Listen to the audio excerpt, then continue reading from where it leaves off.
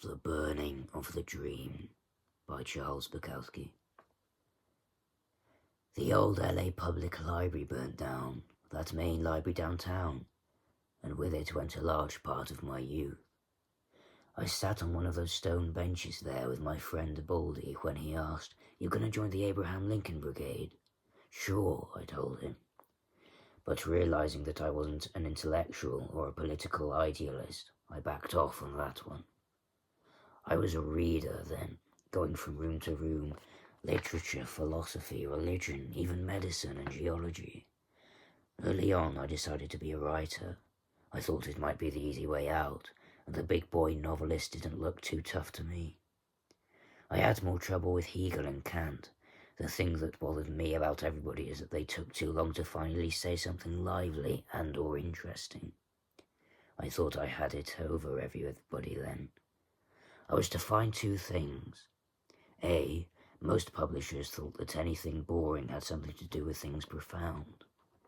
B, that it would take decades of living and writing before I would be able to put down a sentence that was anywhere near what I wanted it to be. Meanwhile, while the other young men chased the ladies, I chased the old books. I was a bibliophile, albeit a disenchanted one, and this and the world shaped me. The old downtown library was the place for me to be. However, at least during the days, hungover and malnourished, I lived in a plywood hut behind a rooming house for $3.50 a week, feeling like some Thomas Chatterton stuffed inside of some Thomas Wolfe. My greatest problem was stamps, envelopes, paper and wine, with the world on the edge of World War II. I hadn't yet been confused by the female.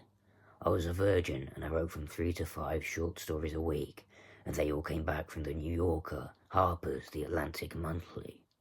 I had read where Ford Maddox Ford used to paper his bathroom with his rejection slips, but I didn't have a bathroom, so I stuck them into a drawer until it got so fat with them that I could barely open it. So I took all the rejects out and threw them away along with the stories. Still, the old LA Public Library was my home, and the home of many other bums. We discreetly used the restrooms and wiped our bungholes carefully, and the only ones of us to be evicted were those who fell asleep at the library tables. Nobody snores like a bum unless it's somebody you're married to. Well, I wasn't quite a bum. I had a library card and I checked books in and out rapidly, large stacks of them, always going the full limit. And I checked my fellows in and out. Aldo Huxley, D.H. Lawrence, E.E. Cummings, Conrad Aiken, Fyodor Dostoevsky, Passos, Turgenev, Gorky, H.D., Freddie, Nietzsche, Arts, Schopenhauer, Robert Greene, Ingersoll, Steinbeck, Hemingway, and so forth. I always expected the librarian to say, "Nice taste there, young man." But the old fried and wasted bitch didn't even know who she was, let alone me. But those walls had some tremendous grace. They allowed me to discover the early Chinese poets like Tu Fu and Li Po, who could say more in one line than most could say in 30 or ever.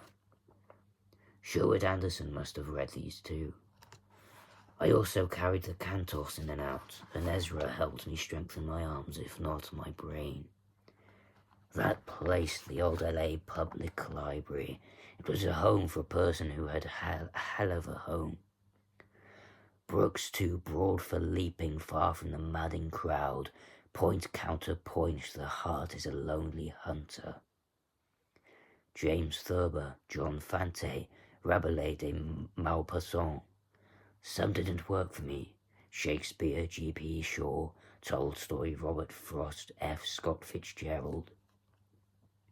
Upton Sinclair worked better for me than Sinclair Lewis, and I considered Gogol and Dreiser complete flops. But such judgments happen more from a man's inbred and or forced manner of living than from his own reason. The old LA Public most probably kept me from becoming a suicide, a bank robber, a wife-beater, a butcher, or a motorcycle policeman. And even though some of these might have some fine qualities, It is, I think, thanks to my luck and my way that this library was there when I was young and looking to hold on to something, when there seemed very little about. And when I opened the newspaper and read of the fire which almost destroyed the entire library and most of its contents, I said to my wife, I used to hang out there. The Prussian officer, the daring young man on the flying trapeze, to have and have not, you can't go home again.